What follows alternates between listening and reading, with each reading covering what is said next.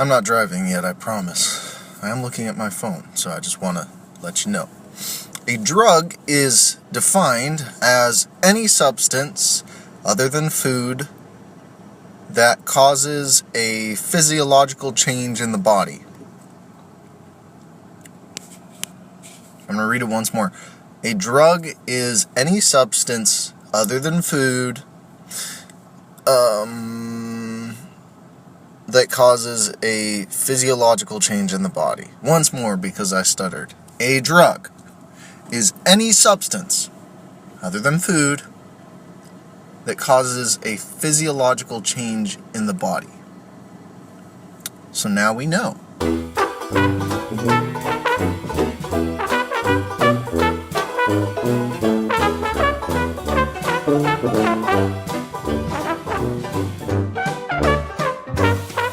What I'm concerned about is more of what we classify as food. Because when I think about sweets and maybe cereal, I don't really think of those things as food.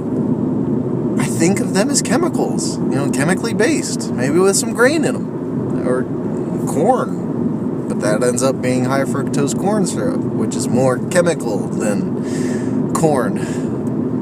So,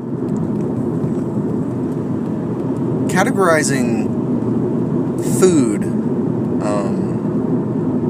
as things like candy, and mainly candy, like sugary things, I think is very misleading, because they have such a profound impact on our bodies. Not only in terms of health, it can lead to obesity and excess, and diabetes, or both, with many other issues. It does also impact our mental processes. It changes the way we think. Apparently in chocolate, they have a chemical in there. Don't know who they is. Let's call them Hershey's. Has a chemical in there who releases endorphins or something like that when we get it. This is the same chemical that comes about when we feel love. So, in this way, I think candy is a drug. And I think it should be categorized as such, because it has a profound impact on us physically and mentally. For a lot of people. Not everyone has been severely impacted by it, but a lot of people have. And it's very hard to measure that, I think. And that's why I doubt it's really pursued to identify it as a drug. Can you imagine if it was identified as a drug, what would change in the world?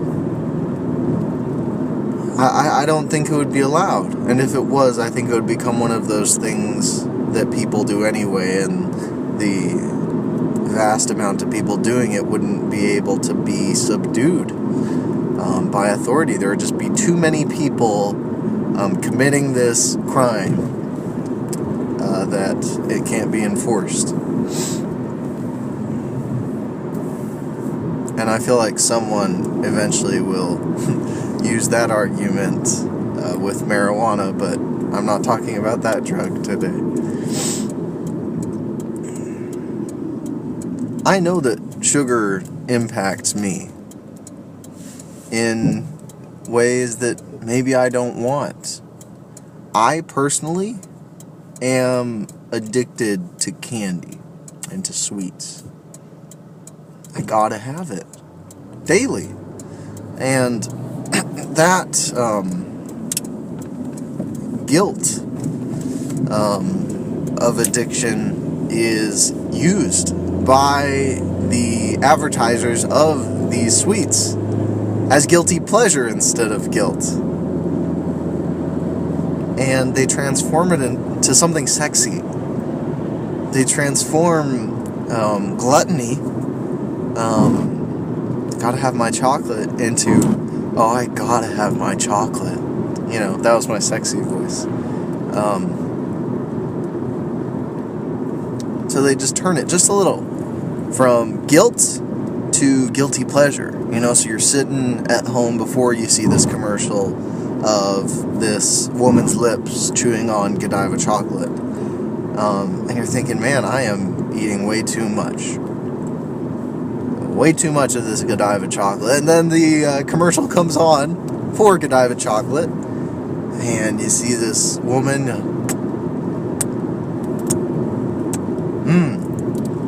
and it's just such a guilty pleasure. It's sexy. And then, man, you kind of feel sexy doing it. I feel sexy doing it when I see other people eating chocolate like that. And so they sold it to me. I bought it. And the more of their product I eat, unfortunately, the more I'm realizing that I'm getting a little less sexy. That I am slowly drifting away from the product or the outcome of the product they're advertising. Because nowhere in there do they say, oh, this is what you will be. And you will be this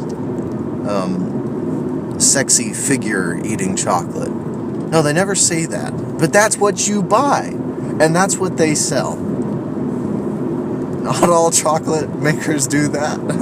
They all have their different methods. But when I see this method, inside I, and I know others, are somewhat, maybe just a sliver, convinced that that will be us. In moderation, it may prevent us less from being that, but it's still not an enabler of that sexy form, in physique anyway. It's a totally different matter of the mental effects. I'm just talking about the physical ones in this situation.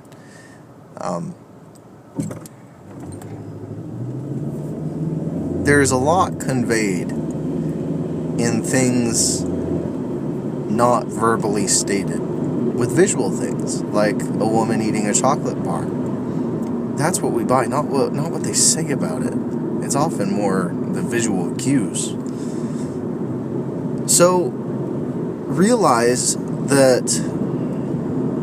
I gotta realize that what I'm buying into, and in my case, what I am converting to and being, and this is strong, and rightfully so, enslaved to, is a farce. It's a lie. And it's not going to get me anywhere good. People talk about all things in moderation. But when it comes to some things, moderation is the lesser evil in comparison to overdoing it, to gluttony. It's still a lesser evil. It's not good for you. You know, there's debates on dark chocolate, and I'm not talking about that. This is something that scientifically is proven is unhealthy for you.